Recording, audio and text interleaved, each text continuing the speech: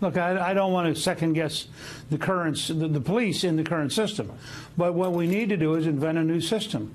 This person is an enemy combatant. They're not a normal criminal. He called himself that. Congress probably needs to... Right. So Congress probably should pass a law that says people who are identified as enemy combatants don't get Miranda rights. If necessary, we have to fight it through the Supreme Court. But the fact is, you're dealing with terrorists. The first thing you want to know when you capture a terrorist is, what do they know? It's more important what they know. And of course, the current entire bias right now is protecting the rights of the innocent, which is exactly right in criminal law.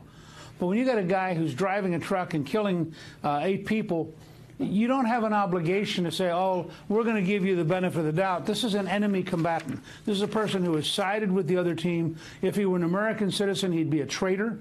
And we need to really revise our laws to recognize that we're in a worldwide campaign. I mean, everybody focused on Raqqa and Syria, but the truth is there's an ISIS-type campaign underway in the Philippines. We just had Americans killed in Niger from an ISIS-type campaign. We have people in the United States like this guy who are being radicalized. And it's not just about immigration. It's about radical mosques. It's about things that are networked on the internet.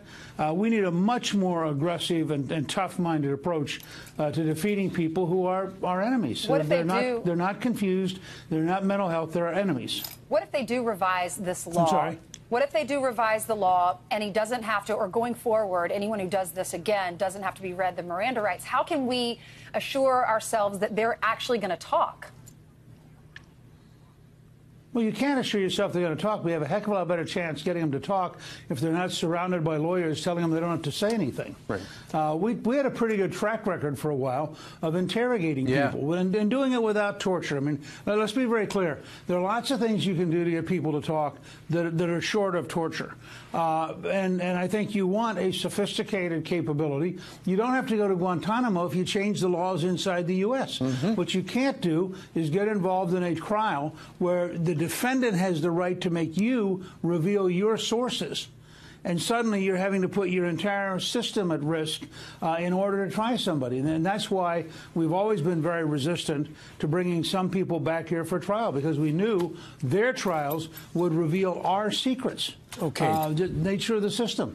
So Newt Gingrich says change the system, and it starts with Congress. All right. The reason that guy was in this country is this diversity visa program, Newt. And a lot of people had never heard about it before, but he was able to win the lottery. He came to this country and then brought 23 relatives with him. The president says Congress should just, pull the plug on that thing. What do you think? You know, if you just applied common sense, you'd realize how often Donald J. Trump is right and how often his critics are just stupid. Listen to what you just said. This guy wins a lottery and then brings 23 relatives? The average American has no notion that's going on. What we did over the last 10 or 15 years is we bent over backwards. The Germans are even worse than we are. The Scandinavians are worse than we are. All these groups bent over backwards basically to commit cultural suicide. And said, oh, please let us make sure, for example, that people can come to us from countries that are very radical. But let me remind you, this is about more than just immigrants being radicalized. There are Americans being radicalized.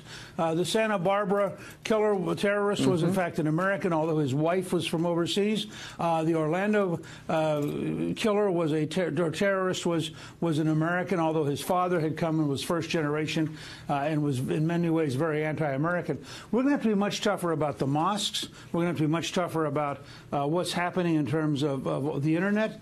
And I think we're going to have to allow the police to be more aggressive. New York, prior to the current mayor, had a very, very aggressive intelligence system, probably the best city system in the world. And, of course, the current mayor is just totally out to lunch, has no idea what terrorism is, and is mystified by all of this. Yeah, we have to whisper during the show in case he's watching this. He's still sleeping. He gets up at around 11, works out, and then rests in his office. He's just a train wreck. Meanwhile, let's talk about the House Republicans. Today, they're finally going to unveil their tax reform plan. They're having a lot of trouble getting on the same page. Newt, they're not going to lower the top rate. Does that bother you? No. Look, I am for the largest possible tax cut that they can pass. One of the lessons that I hope they've learned from the Obamacare experience is you have to have 218 in the House, 50 senators and the vice president, and the signature of the president.